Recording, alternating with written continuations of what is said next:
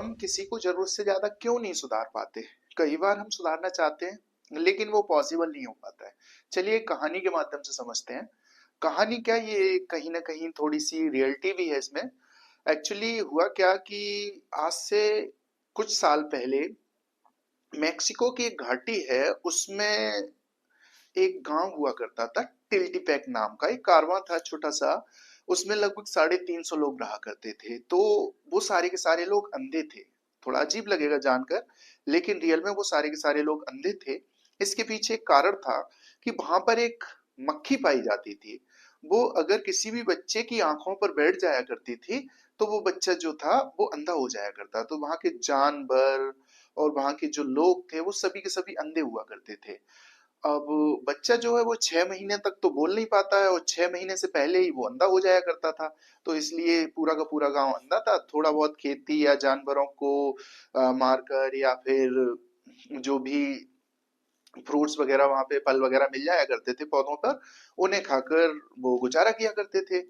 अब हुआ क्या, इस सारी चीज को जानने के लिए वहां पर एक वैज्ञानिक गए कि जानकारी लें इनकी लाइफ स्टाइल किस तरीके की, कैसे जीते हैं ये लोग। तो जब वो वहां पर गए तो उन्होंने देखा कि बड़ी कठिनाई से इनका जीवन यापन हो रहा है। ये लोग सुबह चिड़ियों की आवाज को सुनकर अपने काम पे निकलते हैं, और जब चिड़िया बोलना बंद कर देती हैं तो ये अपनी जो झोपड़ी वगैरह बना रखी हैं उसमें जाकर सो जाते हैं या बंद हो जाया करते हैं। यहाँ इन्हें लाइट होना या ना होने से कोई फर्क नहीं पड़ता था, क्योंकि ये पूरी तरीके से अंधे थे। तो जीवन इनका कट रहा था। अब ये जो वैज्ञानिक यहाँ पर गए तो इन्होंने देखा कि जब ये अपनी झोपड़ी से निकला करते हैं तो एक काफी गहरा गड्ढा है, और उन्होंने रूटीन बना रखा है कि सारे के सारे लोग उस गहरे गड्ढे से होकर निकल कर जाया करते हैं। तो इन्होंने देखा पास में एक समतल भूमि है, थोड़ा सा अगर चलकर ये वहां से निकल कर जाएंगे तो दूसरी तरफ अपने खेतों की तरफ बड़ी आसानी से पहुंच जाएंगे। लेकिन ये ऐसा नहीं करते थे, सारे गड्ढे में से निकल के जाते। तो इन वैज्ञानिक ने इन्हें बताना शुरू किया कि भाई ऐसा है, आप गलत कर रहे हो। आप जो है इस तरफ से नहीं उस तरफ से आप जाओ। हैं? तो भाई वो जो लोग थे उन्होंने कहा कि तू ज्यादा बुद्धिमान है, तू मुझे बताएगा मेरे बुजुर्ग कितने लंबे टाइम से यहाँ से निकलते रहे हैं, है ना।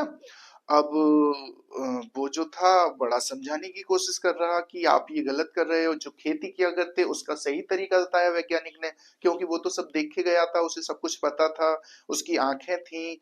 तो जब उसने तरह तरह की सलाहें देना शुरू की तो वहां के लोग बड़े ही नाराज हो गए, गुस्सा होने लगे, और उन्होंने ये समझने की कोशिश ही नहीं करी कि कोई इंसान देखकर चीजों को ज्यादा बेहतर तरीके से समझ सकता है। जिसने देखा है वो ज्यादा जानता है। लेकिन क्या हुआ, वो लोग अपने बुजुर्गों की नजीर देने लगे कि अब तू जो है मुझे सिखाएगा। मेरे जो दादा परदादा जो थे वो भी इसी तरीके से सारे काम किया करते थे, तू ज्यादा बुद्धिमान है। तो उन्होंने कहा ये जो है जिसको ये सारा कुछ दिख रहा था, जो साइंटिस्ट था, उससे उन्होंने अपने हिसाब से पागल घोषित कर दिया, और उसके ऊपर डंडे बरसाना शुरू कर दिया। और जैसे तैसे उस वैज्ञानिक की वहां से जान बची, भागा जिस कैसे भी करके। यही होता है हमारी सोसाइटी में भी। यदि आपने एक शायद स्टेटमेंट सुना होगा, कहावत भी सुनी होगी, कि जो पढ़े लिखे लोग होते हैं ना गांव में जाएं अनपढ़ों के बीच, वो पागल कहलाया करते हैं। पागल क्यों कहलाते हैं? उसका एक सिंपल सा रीजन है। अगर वो एक पीपल को पूज रहे हैं और हम कहें कि ये बहुत सारी ऑक्सीजन देता है, इसलिए इस पीपल के वृक्ष की ज्यादा वैल्यू हुआ करती है, इस पे ऐसा कुछ नहीं है कि बरमदेव महाराज या भूत रहता हो। लेकिन वो लोग इन सारी चीजों को सुनना पसंद नहीं करते। वो हम लोगों को क्या सिद्ध कर देते हैं, अगर हम बताएं कि ऑक्सीजन की वजह से इसकी ज्यादा वरीयता है, वो कहेंगे पागल हो तुम। इसी तरीके से अगर हम उन लोगों को किसी भी प्रकार के अंधविश्वास से अलग हटाने की कोशिश करते हैं, सही बात बताते हैं, पढ़ने की बात बताते हैं कि पढ़ाई बहुत आवश्यक है, तो बहुत सारे लोग ये कह देते हैं कि अरे लड़की पढ़कर क्या करेगी, इसे तो रोटियां ही सेकनी है। अरे ये लड़का क्या करेगा, इसे तो एटलास मजदूरी ही करनी है। लेकिन अगर आप रियलिटी में देखो तो शिक्षा का मतलब केवल इतना नहीं कि नौकरी ही करनी है। हाँ वो आवश्यक है जीवन यापन के लिए, लेकिन अगर वो नहीं पढ़ता है तो क्या नौकरी मिल जाती है उसे? अगर वो नहीं पढ़ता है तो उसके जो अधिकार हैं उनके बारे में उसे अच्छे से जानकारी नहीं होती है। उसके जो अकाउंट्स हैं, उसके जो बहुत सारे ऐसे फॉर्म्स हैं जिनका लाभ उन फॉर्म्स को भरकर वो ले सकता है, उनकी जानकारी नहीं होती। बहुत सारी ऐसी योजनाएं जो गवर्नमेंट उन गरीबों के लिए चला रही है जिनको बहुत ज्यादा नीड है, उन तक नहीं पहुंच रही हैं। अगर वो लोग पढ़े लिखे होते तो क्या वो उन योजना का लाभ नहीं ले पाते?